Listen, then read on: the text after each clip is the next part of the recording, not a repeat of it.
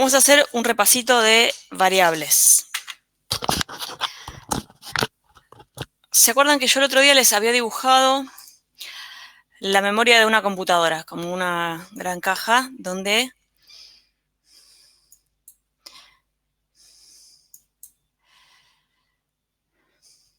en realidad tenemos varias cosas almacenadas acá en memoria? Una de las cosas que vamos a tener es nuestros programas. Todo lo que Prof, tengamos que correr. Sí. la pantalla no se ve, no sé si la estás compartiendo. Ah, capaz que no.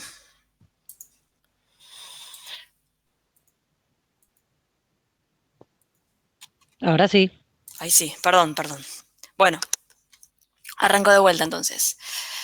Este dibujito cuadrado que hice acá, supongamos que es la memoria de la computadora, ¿sí?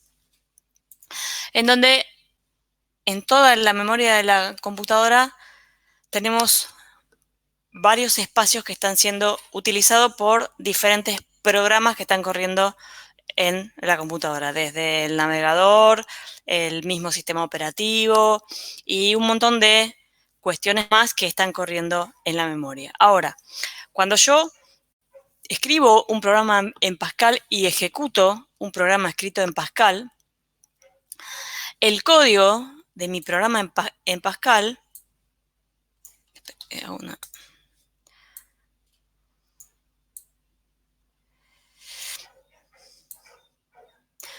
el código de mi programa.paz, que en realidad acá cuando está en memoria es cuando yo estoy ejecutando el ejecutable que genera mi archivo .paz, ¿sí? Entonces, tengo en la memoria parte de esa memoria está siendo utilizada por el programa que yo estoy utilizando. Y ese programa que yo estoy utilizando usa pilas, usa filas y usa variables. Variables de distintos tipos de datos. ¿Se acuerdan que en la clase pasada hablamos de las clasificaciones de los tipos de datos? ¿Alguien se anima a decirme cuál eran las dos grandes clases de variables?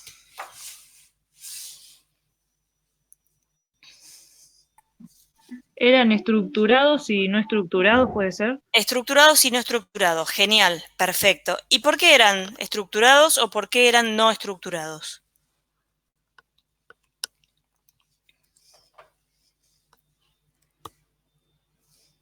Los estructurados admitían un elemento más y los no estructurados un solo elemento.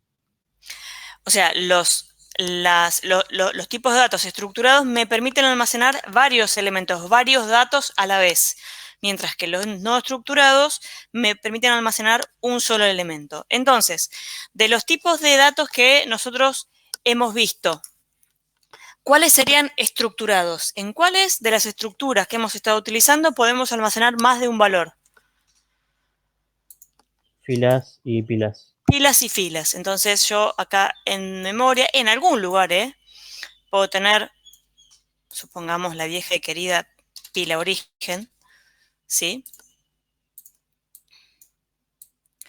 En algún otro lado de mi memoria puedo tener, porque esto es el sistema operativo quien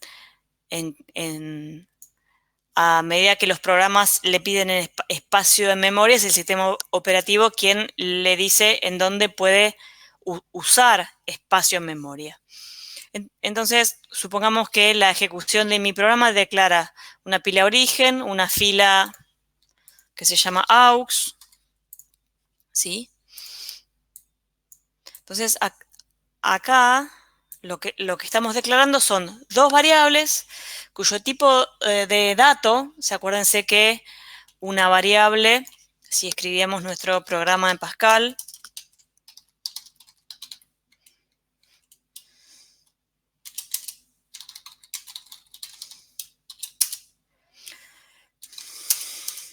aquí. Bueno, tengo un problemita con las B hoy.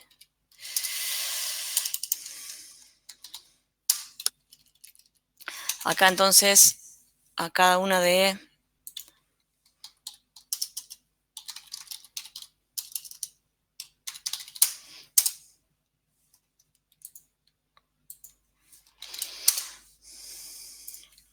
Acá, por ejemplo, tenemos origen declarado de tipo pila y tenemos aux declarado de tipo fila, ¿sí? Entonces, cuando este programa, que es mi programa.paz, tendría que haber guardado así, sería mi programa.paz.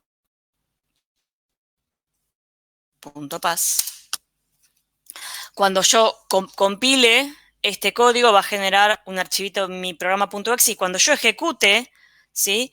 Ese mi programa, ese ejecutable, todo el contenido de ese código se va a ir a la memoria principal de la computadora para comenzar a ejecutarse, ¿sí? Cuando se comienza a ejecutar este programa, empieza a pedirle al sistema operativo que le dé espacio memoria para almacenar una variable de tipo pila, ¿sí? Una variable de tipo aux, ¿sí? Ambos son, como dijimos recién, no estructurados, ¿sí? Pila y fila son de tipo no estructurado. Y después vimos que podíamos declarar variables de tipos estructurados, o sea, variables que como aquella estructura que me permite almacenar un dato por vez, ¿sí? Y dijimos que siempre en general, como venimos haciendo con pilas y con filas, cada una de las variables se define como un nombre, 2 puntos, el tipo, ¿sí? Esto sería la forma general, ¿sí? De declarar las variables. El nombre de mi variable, 2 puntos, el tipo, punto y coma. Siempre la declaración de las variables es así. Entonces, origen, una pila, puede almacenar más de un dato a la vez, no estructurado. Aux, una fila, puede almacenar más de un dato a la vez, no estructurado. Pero vimos también los tipos de datos estructurados, para los cuales vimos 4 tipos de datos, que son los 4 tipos de datos básicos que Pascal nos provee. ¿Alguien se acuerda y se anima a decirme cuáles son? Vamos que están muy participativos. Integer, real, character y boolean. Integer, real, character y boolean. El character es char. Se escribe como char. Entonces, bueno, si yo quiero declarar una variable entera, le pondré un nombre, num, de tipo integer. Si yo empiezo a ejecutar este programa, después que este programa pidió el espacio para una pila origen, el espacio para una fila aux, va a pedir el espacio para una variable entera, que va a ser obviamente un espacio mucho más chiquito, porque va a necesitar contener un solo dato a la vez. Y se acuerdan que habíamos hablado de los valores posibles que podía tomar una variable de tipo entera. ¿Alguien anotó los rangos?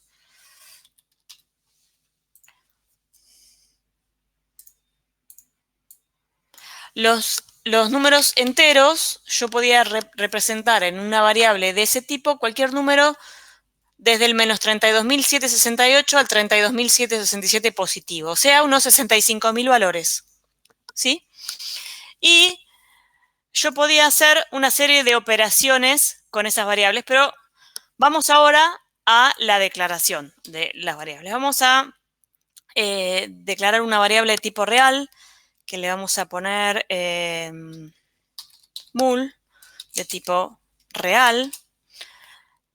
Cuando estemos ejecutando este programa exe, que es el ejecutable de este, se le va a pedir al sistema operativo que le guarde espacio para una variable, que la voy a hacer un poquitito más grande, solamente para que ustedes tengan idea de que las variables de tipo real ocupan más espacio. ¿Por qué? Porque puedo almacenar números más grandes, valores más grandes. Le habíamos puesto, perdón, mul a esta variable.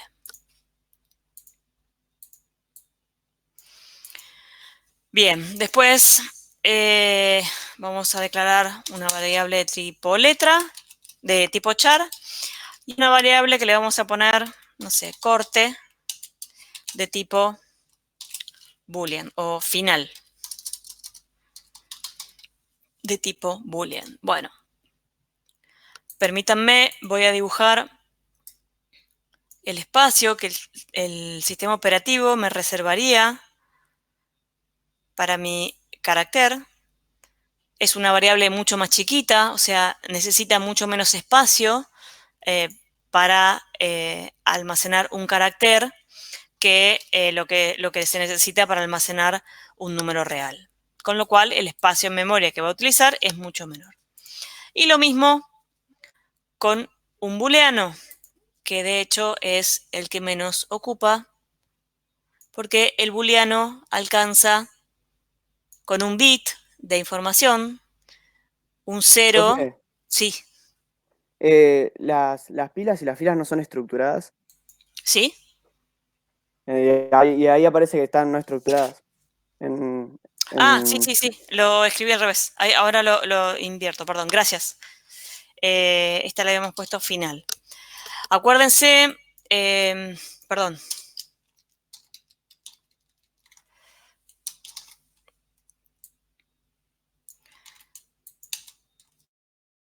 Entonces, es no estructurado porque soporta un solo valor a la vez. Este es no estructurado y no estructurado. Y lo que les estaba comentando que las variables de tipo booleana son las que menos espacio necesitan. ¿Por qué? Porque la variable de tipo bool o boolean puede contener uno de dos valores, verdadero o falso.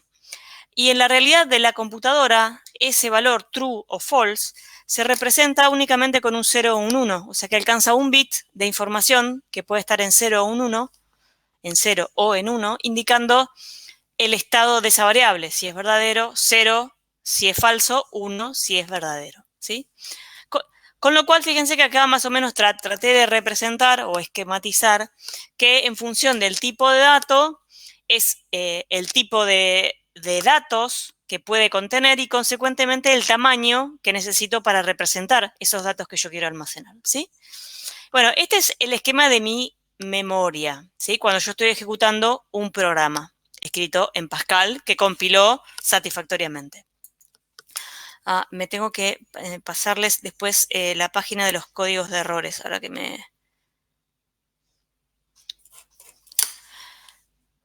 me acordé de la pregunta que me habían hecho recién. Bueno, estamos hasta acá, ¿no? Yo tengo variables en mi programa declaradas, cada uno con un tipo de dato que hace referencia a qué valores o a qué tipos de valores yo puedo almacenar y consecuentemente cuál va a ser su tamaño en la memoria, si voy a necesitar más espacio en la memoria para guardar un número real que para guardar un carácter o una variable booleana, ¿sí? Bueno, ahí uno de sus compañeros me preguntaba cómo puedo saber si una variable está vacía. La realidad es que no existe forma de saber si una variable está vacía y acuérdense que yo les recordé siempre que así como las pilas y las filas debían ser inicializadas, pasa lo mismo con las variables.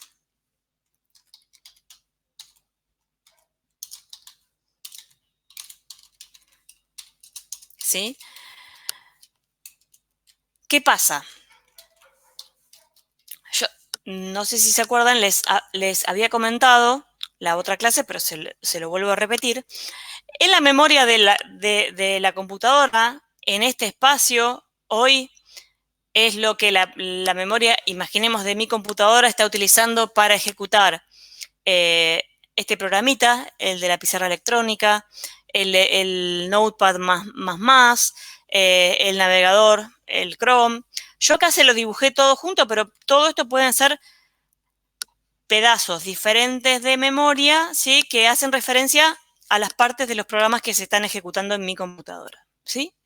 lo dibujé acá juntito como para que entendamos que todo está en la memoria de la computadora. Ahora, en particular, un archivo ejecutable que generé yo a través de un código en Pascal necesita la utilización de estas variables. Y estas variables declaradas en la memoria van a tener estos espacios reservados y es en donde cuando se ejecute todo este código que esté acá entre el begin y el end, es donde se van a ir escribiendo los diferentes valores en función de lo que este código resuelva. ¿Sí? Ahora, yo ejecuto este programa. ¿Sí? Comienza, ejecuta esto, supónganse que acá hay mucho más código, ¿sí? Puedo llamar algún procedimiento, lo que ustedes quieran. Termina. Vuelvo a ejecutar, ¿sí?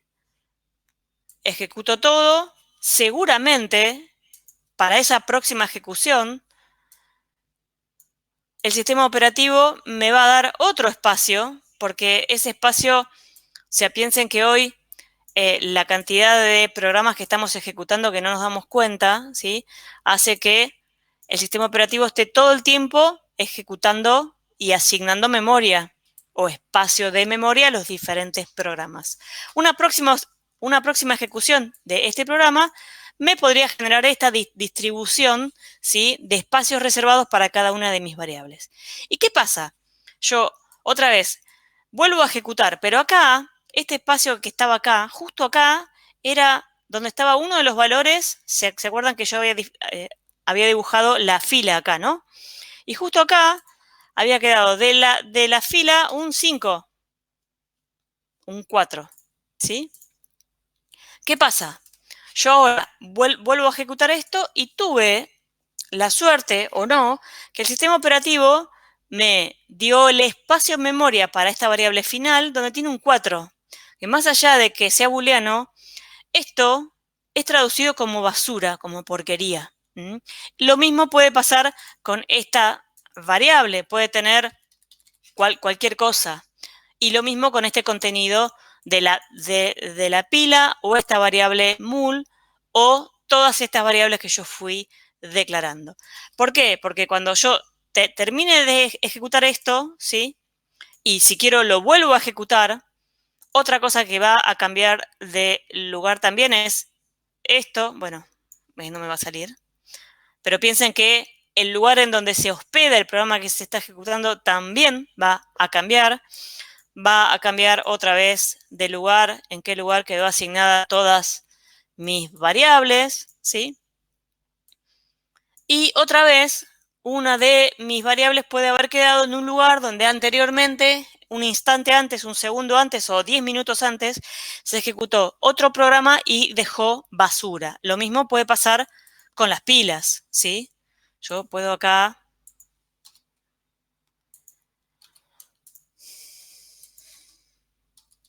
¿Sí? Puedo tener un montón de porquería. Por eso es que siempre les indicamos hay que inicializar las pilas, ¿sí? O las inicializamos con un init pila o con un init fila o las inicializamos con un read fila o read pila, ¿sí?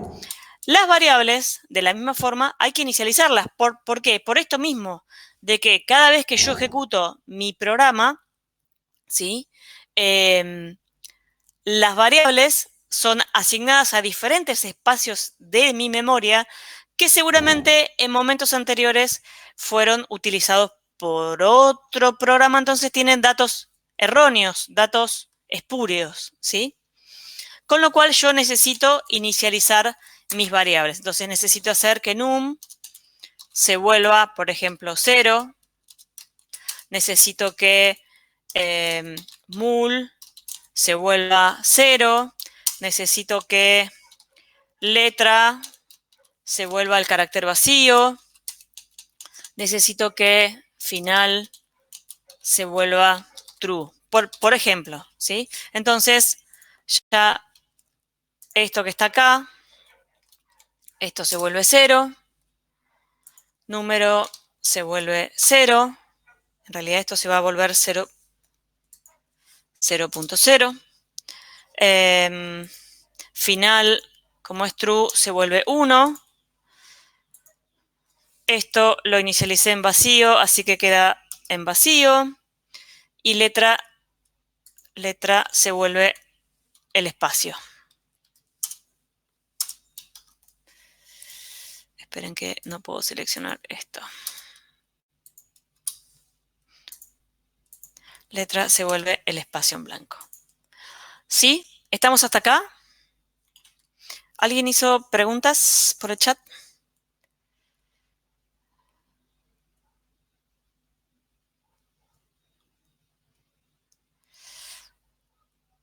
A ver, Tomás. Reales y enteras. ¿Cómo detectás que el usuario le ingresó un valor cuando haces un read a una variable? No lo detectás. Le tenés que indicar al usuario qué tipo de valores puede ingresar para cada tipo de variable. Y lo que podés hacer es controlarla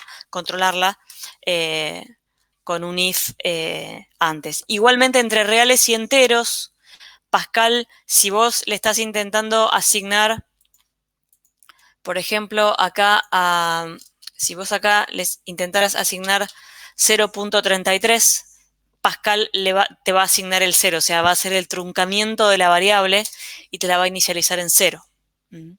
Eso es entre reales y enteros. Si luego querés hacer alguna operación entre diferentes valores, cuyo resultado te dé algo que el tipo se vaya de tipo, el compilador te lo va a marcar como un posible error. Entonces, la pregunta que me hacía hoy, creo que Tomás, que me preguntaba cómo saber si una variable está vacía. No hay métodos para saber si una variable está vacía.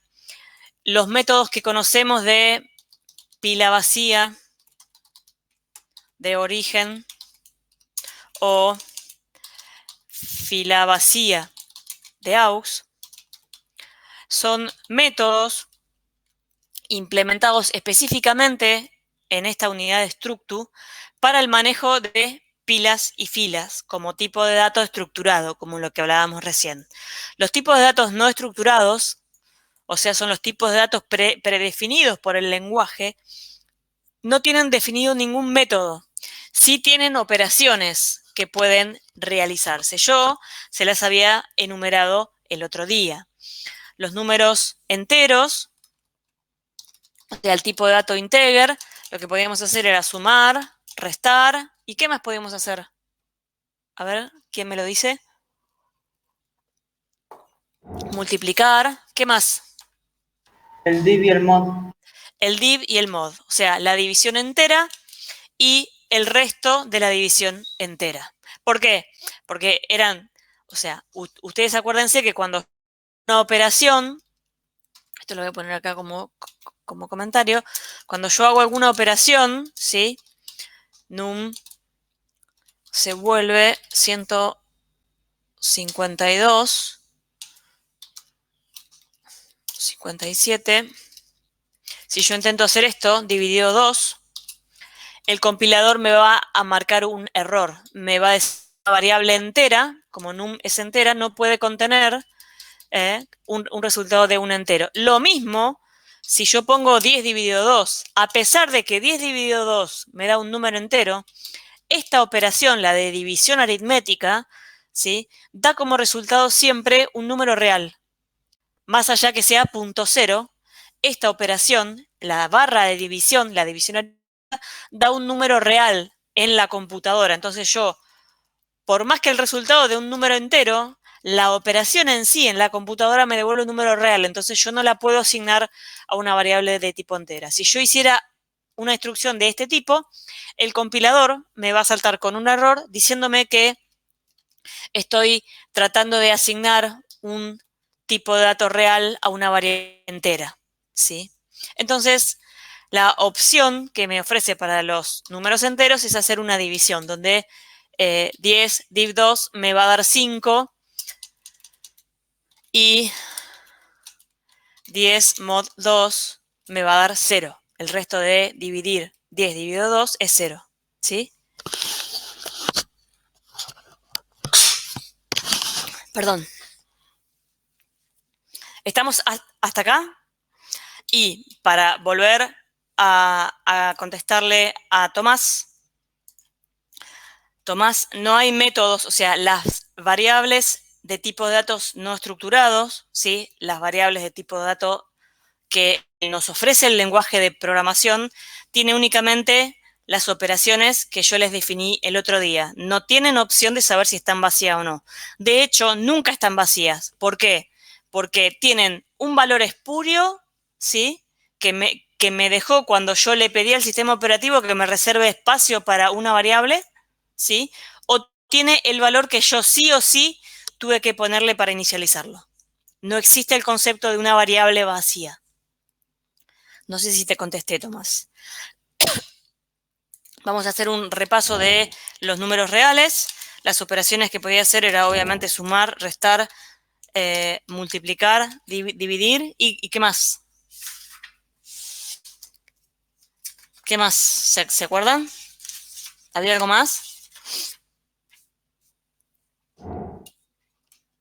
En realidad puedo hacer operaciones como la raíz cuadrada y algunas otras que luego les vamos a comentar, pero son funciones muy, muy específicas que, dado un número real de entrada, devuelve un número real de salida. Pero básicamente con el número real sí puedo usar la división aritmética, ¿sí? La que me da números con comas.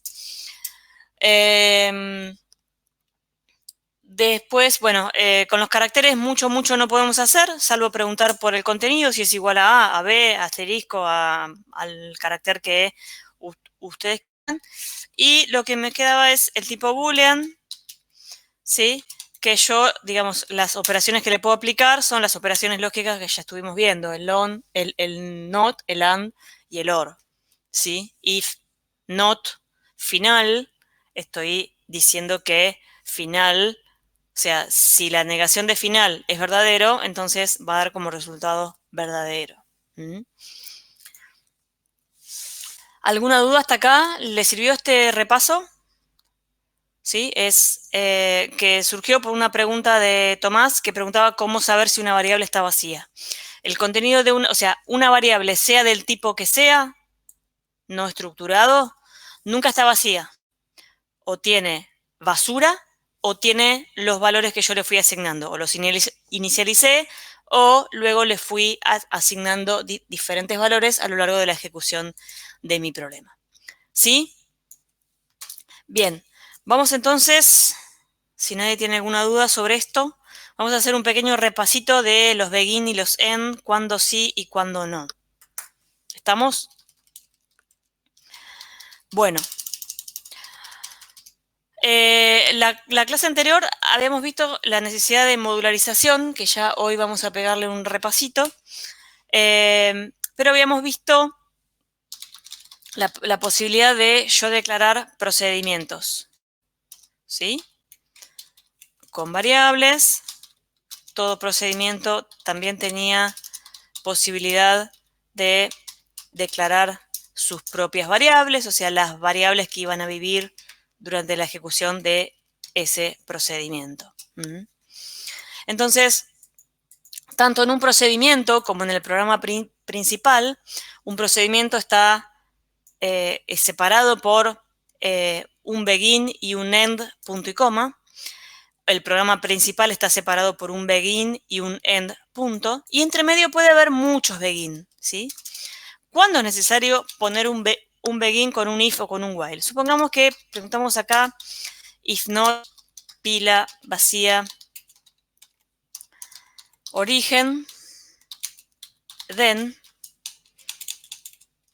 Supongamos que yo voy a hacer dos cosas. Voy a desapilar, voy a agregar a aux el desapilar de origen, ¿sí?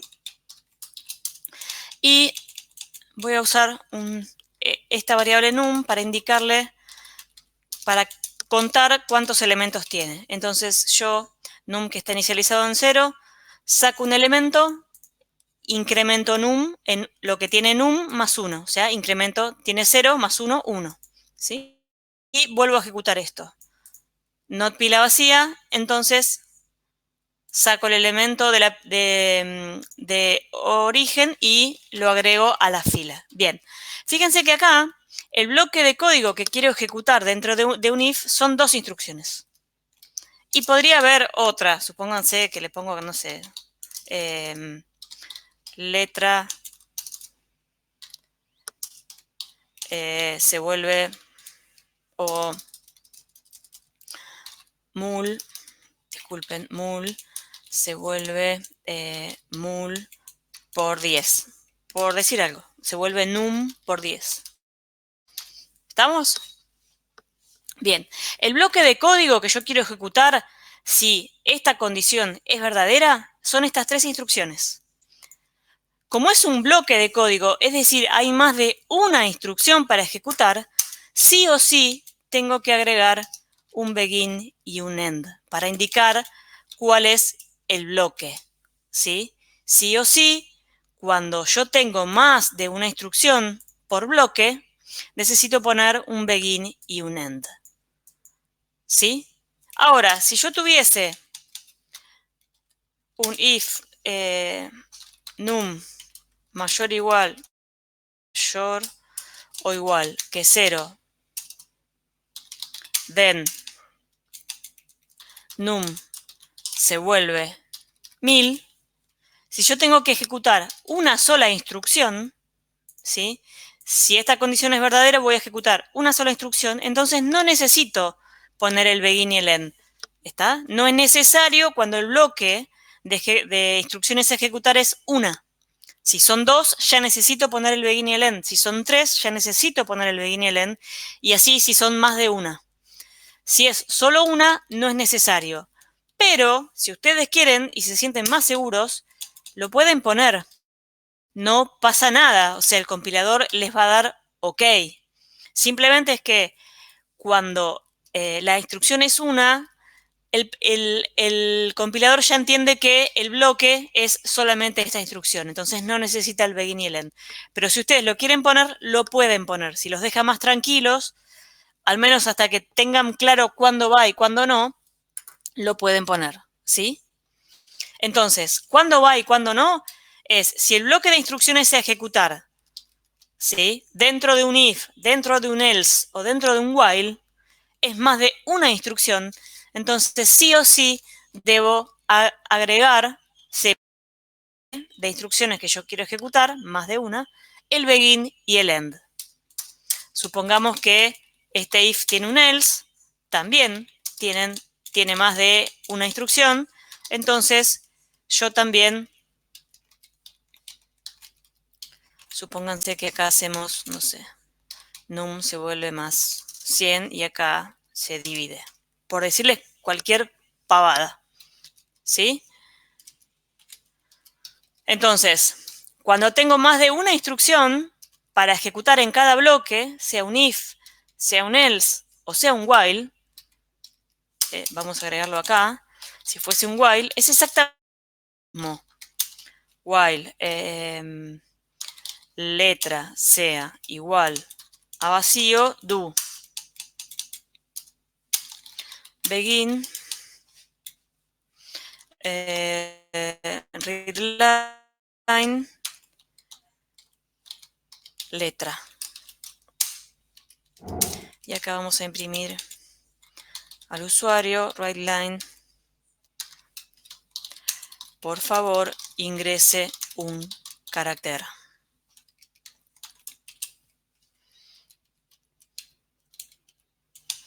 Entonces yo acá lo que estoy haciendo es, mientras la letra sea distinta igual al carácter vacío, voy a imprimirle al usuario por pantalla, por favor ingrese un carácter y lo va a leer. O sea, acá estoy ejecutando 2 instrucciones. Necesito poner el begin y necesito poner el end para indicarle que estas 2 instrucciones son el bloque a ejecutar dentro del while. ¿Sí?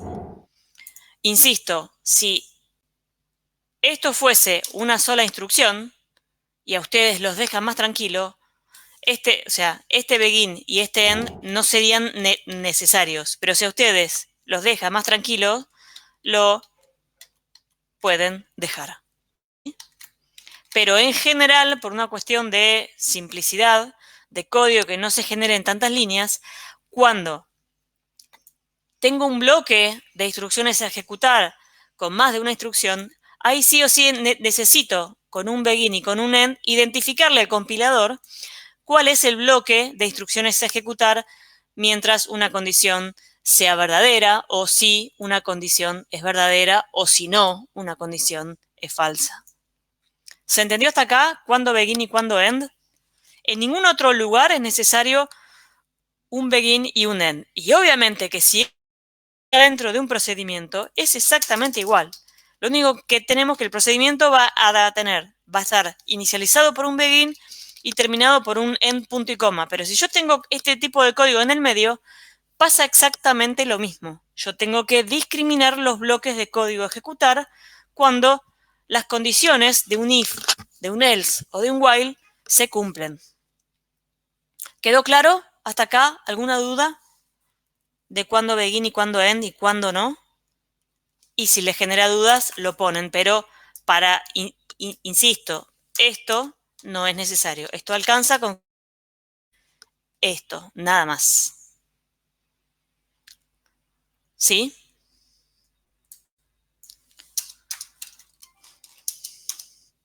Insisto y repito, no pasa nada si lo colocan, ¿sí?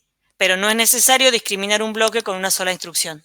El compilador lo toma por defecto el bloque con una sola instrucción.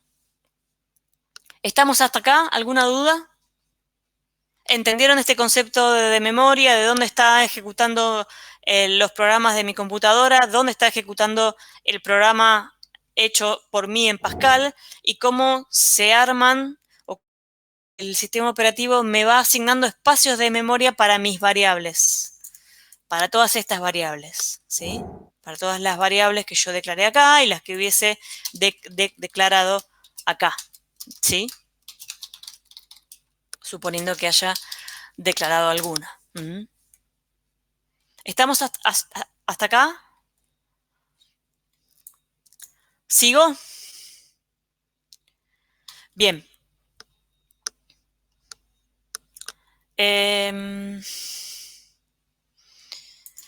Voy a hacerles, vamos a presentar acá. Estrategias de trabajo.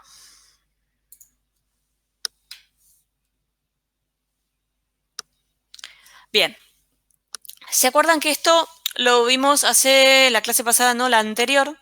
Habíamos hecho una breve introducción por esta serie de pasos.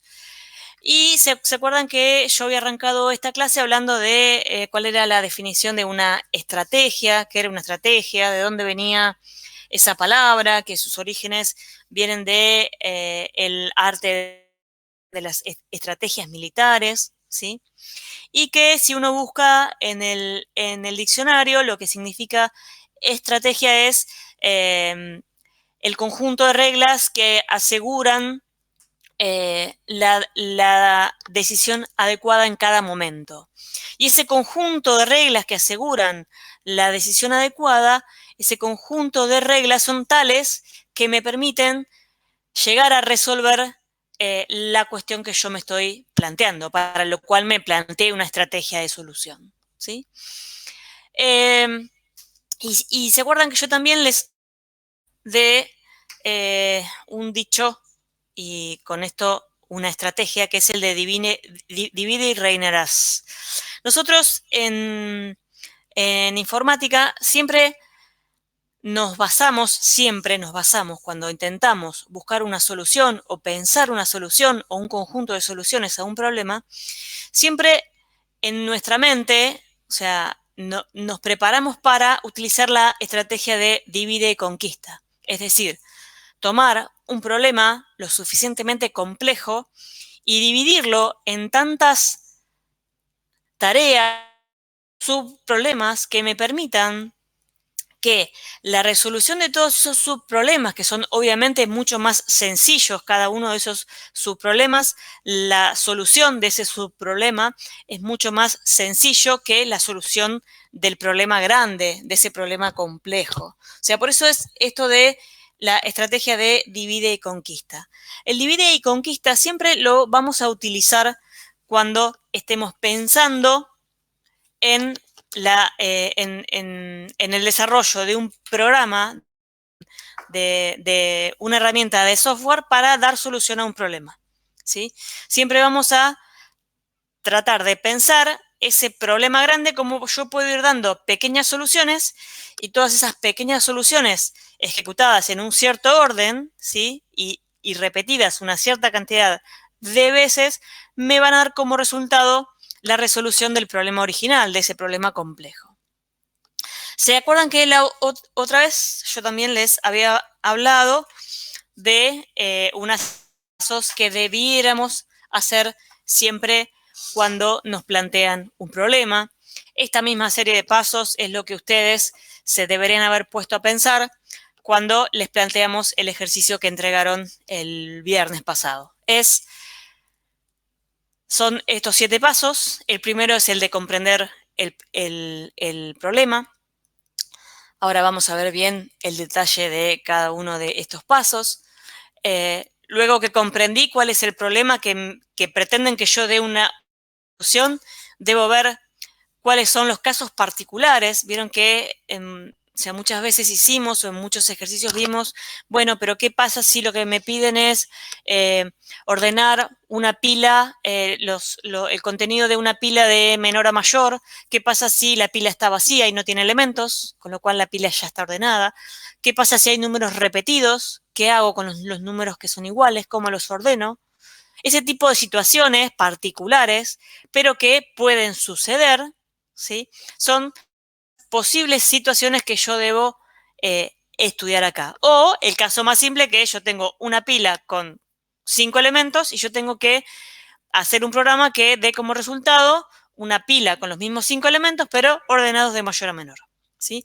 Estas posibles situaciones son estas 3, que la pila esté vacía, que la pila tenga elementos o que la pila tenga elementos repetidos, ¿sí? Son las que se me ocurren por ahora. Bien, es entonces que comprendí el problema y analicé cuáles son los casos excepcionales, los casos especiales y los casos estándar, ¿sí? Me pongo a ver cuáles estrategias puedo utilizar para solucionarlo, digamos, qué pasos puedo ejecutar, ¿sí? Para resolver un problema. Siempre, siempre, siempre, siempre hay más de una forma de resolver los problemas. Siempre. Y les va a pasar a ustedes si yo les mostrara, resolvieron el ejercicio que nos entregaron, salvo que se hayan copiado, que espero que no, porque nos vamos a dar cuenta. Siempre los programas que entregan son diferentes. Y no me refiero diferentes a cambiar el nombre de las variables, sino que son diferentes, literalmente diferentes, ¿sí? Las líneas son diferentes, en donde se escriben son diferentes. Muchos van a poner la sentencia while de una forma, o si el tope es mayor, otros van a poner que si el tope es menor que tal, unos van a ir por el mayor igual, otros van a ir por el menor. O sea, hay un montón de cuestiones que hacen que todos pensemos estrategias posibles. Y hay problemas, como por ejemplo los métodos de ordenamiento, de ordenar los elementos de una pila, que hay varias estrategias que ya vamos a ir viendo en las próximas clases, algunas creo que ya vimos, de ordenamiento, estrategias de ordenamiento que existen varias. Vamos a ver, creo que 3 en esta materia, pero siempre hay más de una posibilidad de resolución de un problema, ¿sí? Una vez entonces que planteé todas las estrategias posibles, que si lo ordeno por este método, si lo ordeno por el otro método, me tengo que elegir, me tengo que quedar con la solución que me parece más adecuada, con la que yo me siento más cómoda o con la que es más eficiente. Todo depende de lo que seamos capaces de dimensionar en ese momento, ¿sí? Pero bueno, de las 2, 3 soluciones o de la primer solución, porque puede ser que se me ocurrió una y voy por ahí, listo, es la más adecuada para mí. Recién piensen que una vez que comprendí el problema, que estudié todas las posibles situaciones, que planteé todas las estrategias, que selecciono cuál es la estrategia que voy a utilizar, voy a formalizar la solución mediante un diagrama de estructura, y ahora vamos a repasar cómo habíamos visto los diagramas de estructura. Recién después de esto nos vamos a poner a codificar. Acuérdense que en el diagrama de estructura lo que hacíamos era esto de el divide y conquista, es tomar el problema grande y dividirlos en problemas más pequeños que, ejecutados de una forma ordenada, me van a permitir resolver ese problema grande. Este diagrama de estructura es el que me va a permitir modularizar mi programa, que es esto de poder escribir diferentes procedimientos, ¿sí?, que yo puedo reutilizar en diferentes ejecuciones, ¿sí? Procedimientos que me resuelven estos pequeños problemas de los cuales estábamos hablando en el divide y conquista. Recién, después de comprender el problema, estudiar las posibles situaciones que se pueden presentar, de plantear las estrategias que se me ocurren o las que conozco, de seleccionar la que creo más adecuada, hago el diagrama de estructura, es decir, modularizo mi problema, divido y conquisto, para finalmente ponerme a codificar todos esos módulos, todas esas cajitas cuadradas que hicimos en nuestro diagrama de estructura. Una vez que codifiqué, acá hay varios pasos. Yo hice el código. Este código del que hablamos acá tiene que compilar, tiene que ser un código que compile, que sea sintácticamente válido en Pascal, y tiene que ser ejecutable. O sea, yo tengo que tener el .exe generado, o sea, el programa, el .pas, pasó la compilación y el linkeo y generó el .exe para poder hacer esto, de validar la solución que yo probé. O sea, voy a validar el programa que yo codifiqué, el ejercicio que ustedes dieron el otro día, que entregaron el viernes. O sea, probar que sí, ¿qué pasa si la pila está vacía? ¿Qué pasa si la fila estaba vacía? ¿Qué pasa si no tiene elementos? ¿Qué pasa si tiene elementos repetidos? Lo que sea que fuese el programa. Esto de validar la solución según las situaciones planteadas en el punto 2 es simplemente ejecutar el programa que yo generé y ejecutarlo para esas alternativas, para esas posibles situaciones que yo planteé, que, como dije recién, si la pila está vacía, si tiene elementos repetidos, lo que sea que fuese necesario. ¿Sí? Estamos hasta acá. Acá me voy rapidito a el diagrama de estructuras. Después tienen esta filmina si quieren ver. Es una ejecución. Acá, diagrama de estructuras. Bueno. Tienen acá en la página me fui de página. Acá en la clase de hoy tienen el apunte de los diagramas de estructura, que es más o menos lo que vimos la otra vez. Básicamente, el diagrama de estructura lo que nos permite es materializar con un modelo top-down, o sea, de arriba hacia abajo. Lo de arriba es el programa principal, el nombre del programa principal, que ese programa principal llama a todos estos procedimientos, ¿sí? Y a su vez puede ser que, por ejemplo, este procedimiento llame a otros dos procedimientos, ¿sí? Por eso es top-down, de arriba hacia abajo, ¿sí? Entonces piensen que este es el problema grande al cual yo tengo que aplicarle la estrategia de divide y conquista, ¿sí? Supónganse que este es el problema es emitir los cheques de pagos a los empleados. Yo me tendría que ir y ver los datos del empleado. Luego le tengo que calcular el salario para el empleado. Y tengo que imprimir el cheque finalmente. Bueno, acá si es un jornalero, si es un asalariado, pero bueno, es un cálculo de un sueldo para otro tipo de empleado. Y finalmente imprimir el cheque de pagos. Ahora, a su vez, el cálculo del salario para un jornalero llama a estos dos procedimientos de los que calculan el salario bruto del jornalero y calculan las deducciones de un jornalero. Con esto, digamos, este procedimiento o se divide a su vez en dos subproblemas, ¿sí? El de calcular el líquido para un asalariado, también se calcula el bruto y calcula las deducciones. Fíjense que este procedimiento de calcular las deducciones es lo mismo para el cálculo de el sueldo de un jornalero que para el cálculo del sueldo de un asalariado. O sea, las deducciones que tiene un tipo de empleado u otro es la misma. Entonces, este procedimiento se reutiliza, ¿sí?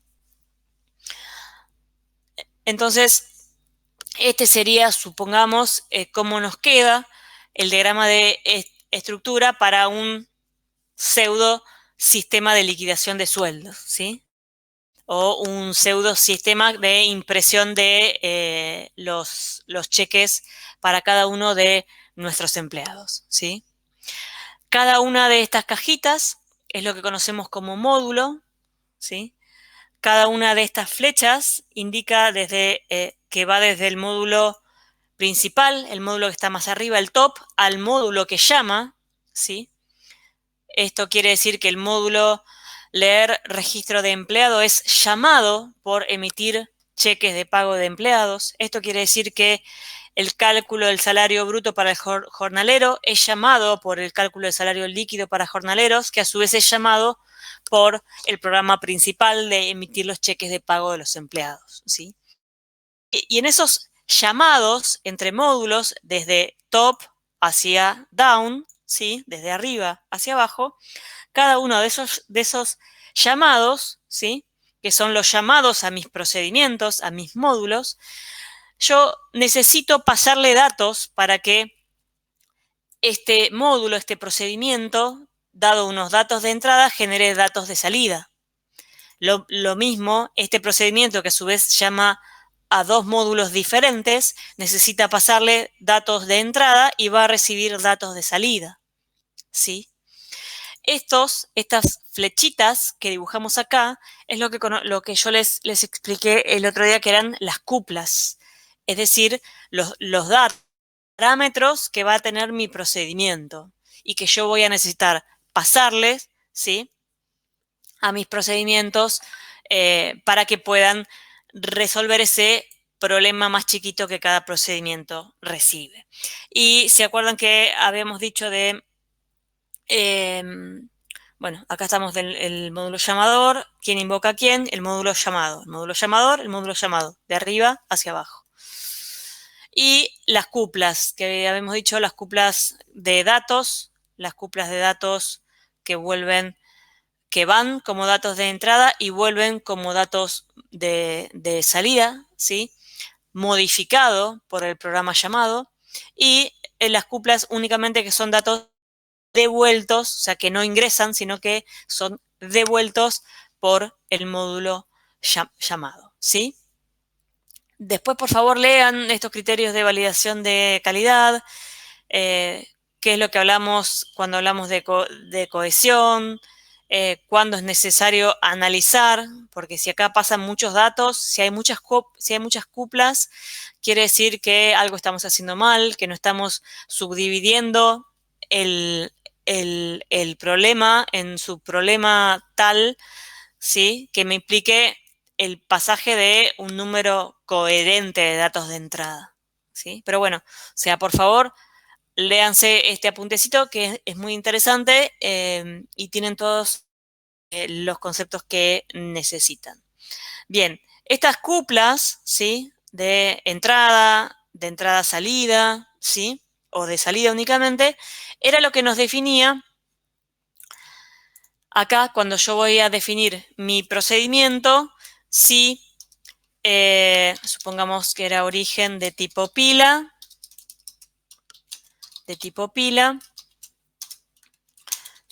aux de tipo fila, y supongamos que cantidad de tipo integer. Puede ser que este procedimiento que se llama miproc tiene 3 parámetros de entrada, ¿sí? Esperen que pongo en silencio mi celular, que está tiene una pila que se llama origen, una fila que se llama aux, que en realidad le voy a poner otro nombre. Acuérdense que hablamos de los parámetros formales y los parámetros reales. Yo acá le puedo poner A, B y C.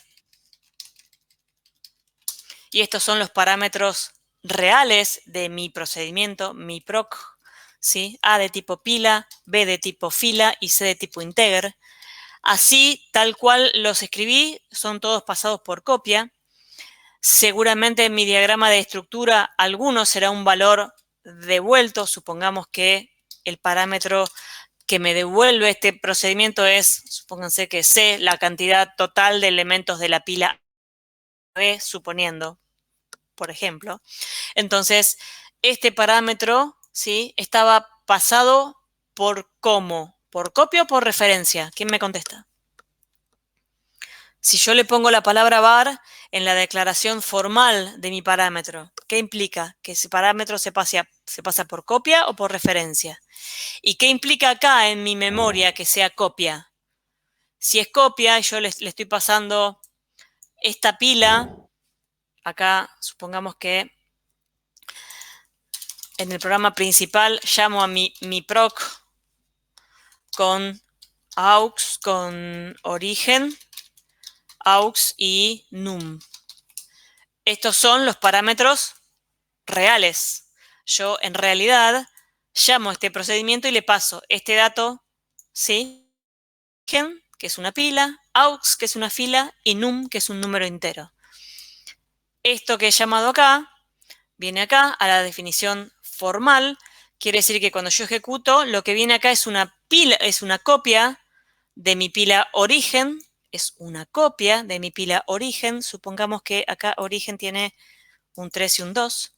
Si yo llamo a mi proc, lo que hace el compilador es, me hace una copia de la pila, pero acá se llama A. Es una copia porque copia el contenido, pero acá se llama A. También viene una copia de la fila aux, ¿sí?, que se va a poner en algún otro lugar, pero que no se llama B.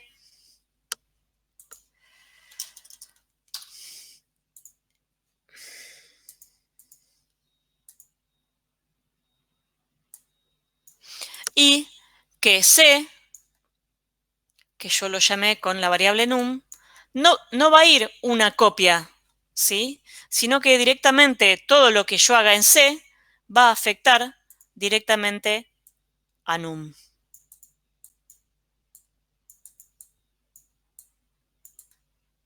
¿Sí? Me quedó medio feo el dibujito, pero ¿por qué? Porque el tercer parámetro, el que es de tipo integer, que internamente se llama C, pero yo lo puedo llamar con las variables que yo necesite, mientras se respete el tipo de... se va a llamar C. O sea que todo lo que yo le haga acá a C, si yo digo C se vuelve 150, en realidad estoy escribiendo el 150 acá. ¿Sí? ¿Está? Y el resultado que tenga C, luego de que termine esto, va a ser el resultado que tenga num cuando se termine de ejecutar esto. ¿Sí? Y esto era cuando hablábamos de pasaje de parámetros por copia y pasajes de parámetro por referencia, que estaban directamente asociados a cómo dibujé yo mis cuplas, si son de entrada a salida, de salida únicamente o de entrada únicamente. ¿Sí? ¿Alguna duda hasta acá, chicos?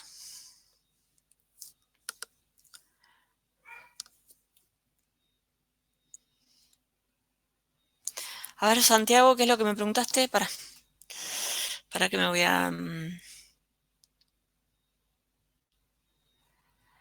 Para que haga el procedimiento en forma de rueda hay que hacer así. ¿Perdón? Nara, ¿me explicas un poco más?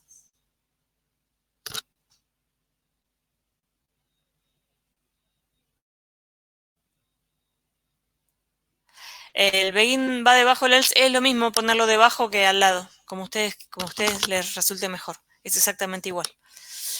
Es exactamente igual. El compilador lo único que espera, esto o esto, es lo mismo. Para el compilador lo lee exactamente igual.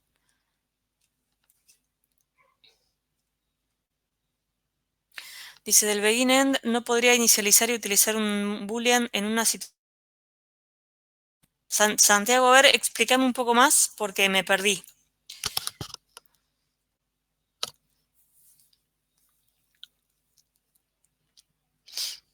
Santiago.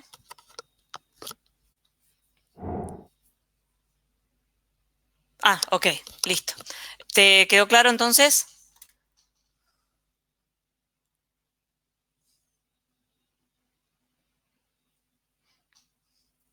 Bien. Chicos, algo que no hayan entendido. Hoy hicimos un breve repasito por todos estos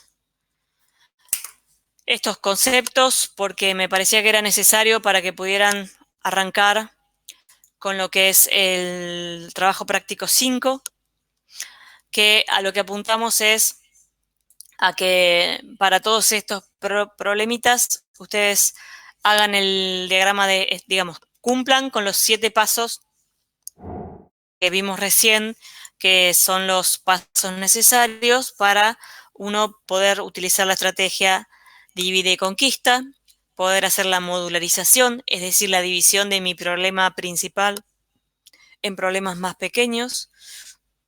Luego de eso, ver las diferentes situaciones que se pueden presentar, ¿sí? Cuáles son los datos iniciales que yo puedo recibir y cómo se debe comportar el programa ante esos datos iniciales en particular, ver todas las posibles alternativas de solución, elegir la que más me convenga, armar el diagrama de estructuras, ¿sí? En función de esa estrategia que tomamos o que creemos que es la mejor.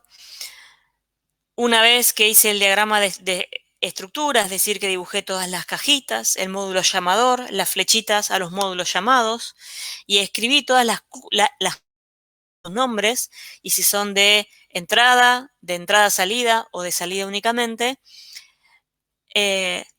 Una vez que terminé el diagrama de estructura, recién ahí me pongo a escribir el código, porque yo ya tengo que cada una de esas cajitas que yo escribí es un procedimiento, y ese procedimiento con todas las cuplas de entrada o entrada-salida o salida únicamente, yo ya sé cuáles son los parámetros de ese procedimiento y sé qué tipo de parámetros son, si es por copia o por referencia, si la cupla es solo de entrada o si la cupla es de entrada-salida o si solamente es de salida.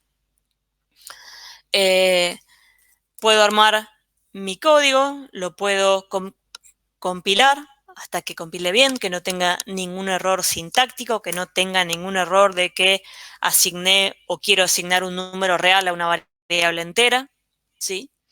Todo ese tipo de cuestiones que el compilador me va a marcar como error. Cuando yo logré tener un programa .pas, un archivo .pas que compila de manera exitosa, me va a generar el .exe. Ahí debo ejecutarlo para probar esas situaciones, esos datos de origen, esos datos de inicialización en particular, como vimos hoy en el ejemplo, que si estábamos hablando de ordenar los elementos de una pila, es qué pasa si la pila viene vacía, el programa sigue funcionando o no funciona. ¿Qué pasa si la pila origen contiene números repiten, cómo los ordeno, qué criterio utilizo, el programa anda si viene con números repetidos, o el caso típico es una pila con todos números distintos de manera desordenada, probarlo si efectivamente el resultado final es la pila con todos los elementos ordenados. ¿Sí? Bien, entonces, para todos estos ejercicios que en general muchos o parecidos ya los definimos en prácticos anteriores, ahora es que se sienten a tratar, digamos, con todo este conocimiento y con todo lo que ustedes han evolucionado a lo largo de todos los prácticos, puedan ver si empiezan a ejercitar esto de armar los diagramas de estructura, de sentarse a pensar el problema, de sentarse a esquematizar las diferentes situaciones de entrada, que si la pila tiene elementos, de si la pila no, pensar las posibles alternativas para darle una solución, ¿sí?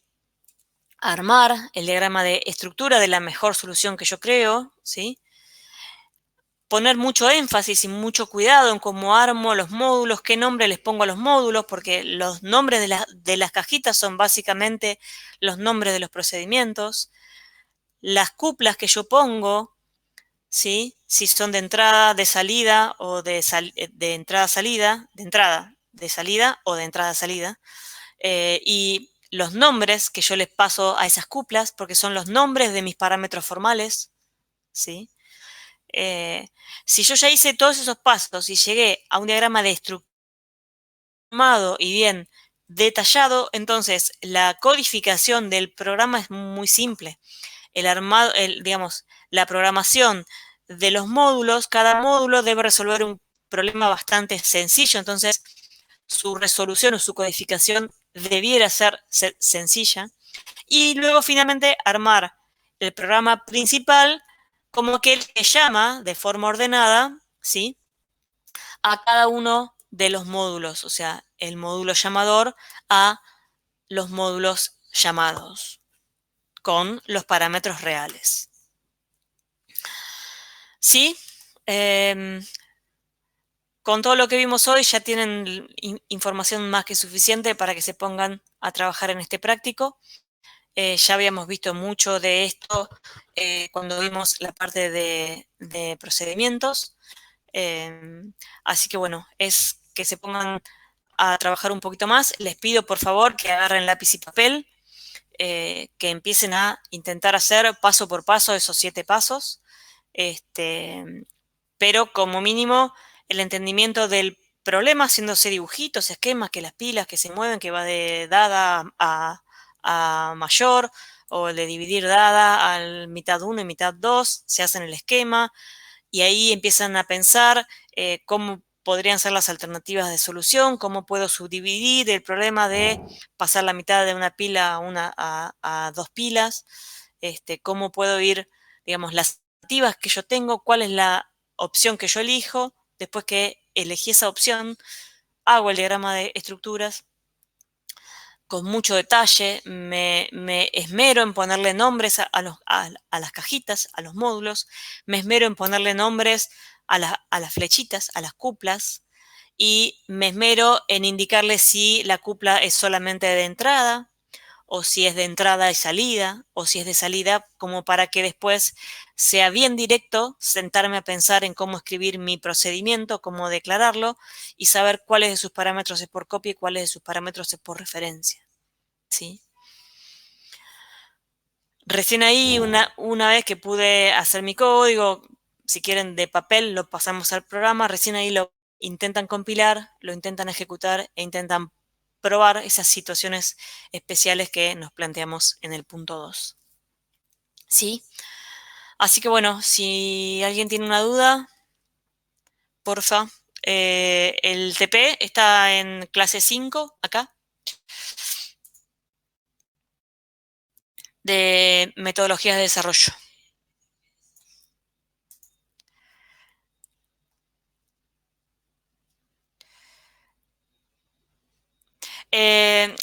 Para que el procedimiento se haga repetidamente, en realidad es... acá supongamos que este es el procedimiento, ¿no? Si vos lo que querés hacer es ejecutarlo repetidamente, acá se va a poner un while, no sé, num sea mayor a 0, entonces voy a llamar, por decirles algo, repetidamente a este. En el diagrama de estructura no es necesario que ustedes digan que lo van a... diagrama de estructura. Vieron que acá en ningún momento hay alguna indicación de que la emisión de los cheques a todos los empleados se va a repetir para cada uno de los empleados, ¿sí? La repetición en el diagrama de estructuras no se pone. O sea, simplemente es, para un caso, ¿sí? Cómo se va a subdividir el problema. Luego, si tengo que iterarlo, esa iteración se representa directamente en el programa principal, que lo voy a llamar iterativamente, o lo mismo en algún módulo llamador, algún submódulo. Si esto hay que hacerlo de forma iterativa, pero no se representa en el diagrama de estructura. Piensen que el diagrama de estructura lo que representa son módulos, cómo se relacionan, cómo se subdividen, ¿sí? Y entre sí, ¿sí? Esto de si voy a iterar es un problema particular, ¿sí? Que yo voy a resolver en mi programa principal.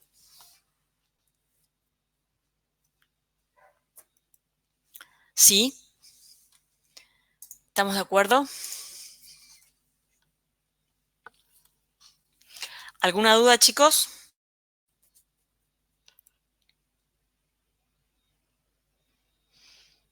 Bueno, si no tienen dudas, los espero el jueves en la práctica y bueno, nos vemos el lunes que viene, si no. O cualquier duda que tengan, me mandan un correo, me mandan un mensaje por Moodle o lo ven el jueves con los chicos. Gracias. Nos vemos, Santiago. Chau, chau.